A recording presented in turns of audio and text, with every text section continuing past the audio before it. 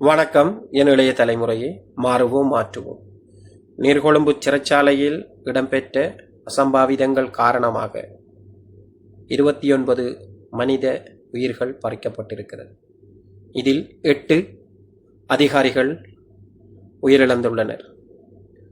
சமூக சீரழிவின் இரு முனைகளும் சங்கமிக்கும் புள்ளி தனி மனித ஒழுக்கமும் நிர்வாக கண்காணிப்பும் தான். காணொளிக்குள் செல்லலாம். ஸ்கிப் பண்ணாம பாருங்க.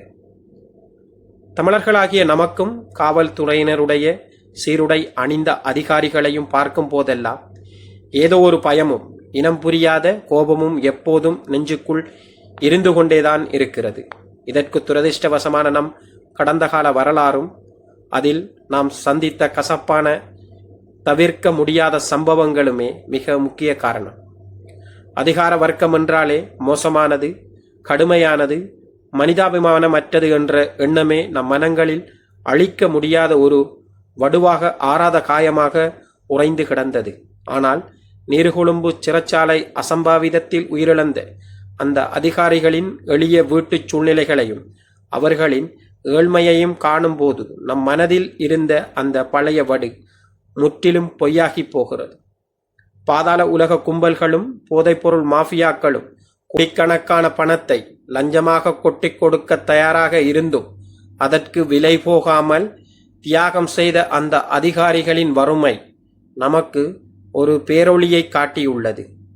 இனம், மதம், மொழி என்ற குறுகிய எல்லைகளையெல்லாம் கடந்து நேர்மை என்பதையே ஒரு மதமாக கடைபிடித்து வாழும் மனிதர்களும் இந்த சீருடைகளுக்குள் இருக்கிறார்கள் என்ற உண்மை நம் மனங்களை ஒருபுறம் நெகிழ வைக்கிறது. மறுபுறம் அத்தகைய நேர்மையானவர்களை நாம் இழந்து விட்டோமோ என்ற சோகம் நெஞ்சை அழுத்துகிறது.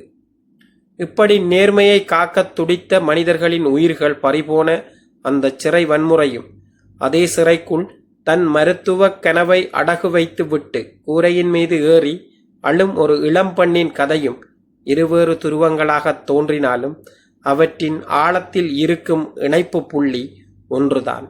அதுதான் கட்டுப்பாடற்ற தன்னிச்சையான போக்கும் அதற்கு துணை போகும் நிர்வாக கண்காணிப்பு தவறுதலும் ஆகும். ஒரு நதியின் அணை உடைந்தால் வெள்ளம் எப்படி ஊரையே அழிக்குமோ அதேபோல ஒரு சமூகத்தின் அணையான கண்காணிப்பு உடையும் போது அங்கு தனிமனித ஒழுக்கமும் அழிகிறது, நிர்வாக அமைப்பும் சீர்குலைகிறது. தன் சுய கட்டுப்பாட்டை இழந்து தடம் மாறிய அந்த பெண்ணின் வாழ்க்கையை உற்று நோக்கினான் இந்த இணைப்பு புள்ளி இன்னும் தெளிவாக புரியும். கல்வி, விளையாட்டு என அத்தனையிலும் சாதித்து மருத்துவ பீடத்திற்கு தெரிவாகும் அளவுக்கு பேரறிவு படைத்த ஒரு மாணவி ஒரு வாட்ஸ்அப் குழுவின் போலி நட்பிலும் காதல் என்ற மாயையிலும் சிக்கி தன் எதிர்காலத்தை தொலைத்து நிற்கிறார். காதலன் என்ற போர்வையில் இருந்த போதைப்பொருள் கடத்தல்காரன் மீது வைத்த குருட்டு நம்பிக்கையால் தான் வாங்கும் பார்சலுக்குள் என்ன இருக்கிறது என்று கூட தெரியாமல் ஒரு மாணவி அதை வாங்கி தன் ஒட்டுமொத்த வாழ்வையும் சிறை சுவர்களுக்குள் முடக்கியுள்ளார். இங்குதான் குடும்ப அமைப்பின் கண்காணிப்பு தவறியுள்ளது.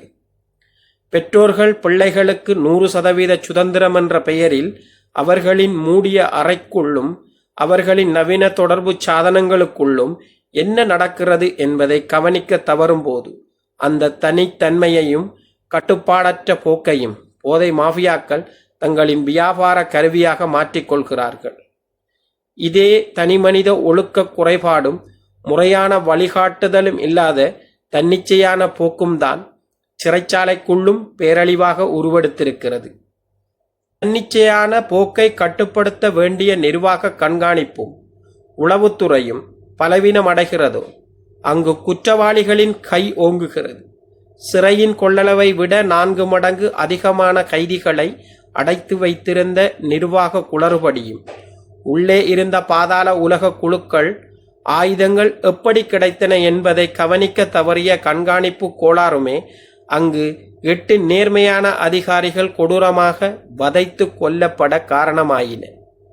சிசிடிவி கேமராக்களையும் ஸ்கேனர் இயந்திரங்களையும் உடைக்கும் அளவுக்கு கைதிகளுக்கு துணிச்சல் வருகிறது என்றால் அதற்கு பின்னணியில் இருக்கும் அந்த அரசியல் மற்றும் வெளிநாட்டு மாஃபியாக்களின் தன்னிச்சையான போக்கை சிறை நிர்வாகம் ஆரம்பத்திலேயே ஒடுக்க தவறிவிட்டது என்பதே அர்த்தம். நேர்மையை கொள்கையாக கொண்டு லஞ்சத்துக்கு மண்டியிடாத அந்த அதிகாரிகள் கைதிகளால் அணுவணுவாக சித்திரவதை செய்யப்பட்டு தலைகள் நசுக்கப்பட்டு மலசல கூட குழிகளுக்குள் புதைக்கப்பட்ட கொடூரம் நடந்தேறியுள்ளது என்றால் ஒரு நிர்வாகத்தின் கண்காணிப்பு தவறுதல் எத்தகைய கோரமான விளைவை ஏற்படுத்தும் என்பதற்கு இதைவிட வேறு சான்று தேவையில்லை. ஆக ஒரு வீட்டில் பெற்றோர் கண்காணிப்பை தவறுவிடுத்தால் பிள்ளைகளின் ஒழுக்கம் சீரழிந்து அவர்கள் போதை மாஃபியாக்களின் கைகளில் சிக்குகிறார்கள். அதே போதை மாஃபியாக்கள் சிறைக்குள் செல்லும் போது அங்கு சிறை நிர்வாகத்தின் கண்காணிப்பு குளறுபடியால் நேர்மையான அதிகாரிகளின் உயிர்கள் பறிபோகின்றன.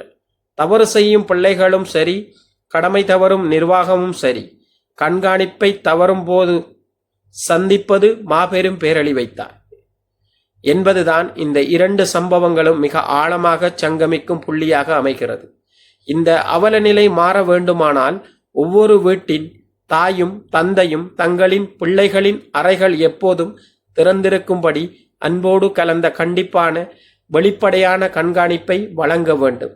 அதேபோல நாட்டின் பாதுகாப்பு துறையும் சிறை நிர்வாகம் லஞ்ச ஊழல்களுக்கு இடமளிக்காமல் கடுமையான கண்காணிப்பு முறைகளை கையாள வேண்டும். நம் மனதிலிருந்த பழைய வடுக்களை பொய்யாக்கச் செய்த அந்த அதிகாரிகளின் தியாகம் வீண் போகக்கூடாது என்றால் வீடு சீராகி நாடும் சீராக வேண்டும். அப்போதுதான் இனிவரும் காலங்களில் இத்தகைய வலிகரமான வன்முறைகளும் இளம் தலைமுறையினரின் வாழ்க்கை சீரழிவுகளும் தடுத்து நிறுத்தப்படும் என்பதே இந்த இரு சம்பவங்களும் நமக்கு கற்றுத்தரும் இறுதி பாடமாகும்.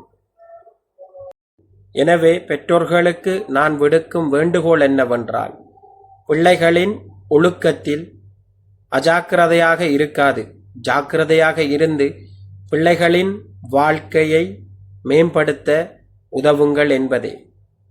எமது எதிர்கால சந்ததிகள் ஒழுக்கமாக இருந்தால் நாட்டில் பல்வேறான அசம்பாவிதங்களை முளையிலேயே கிள்ளியறிய முடியும் என்பது எனது அன்பான வேண்டுகோள் என்னவென்றால், இந்த காணொளியை பெற்றோர்களுக்கு ஷேர் செய்து அவர்களின் குழந்தைகளின் நல்வாழ்வுக்கு உதவுங்கள்.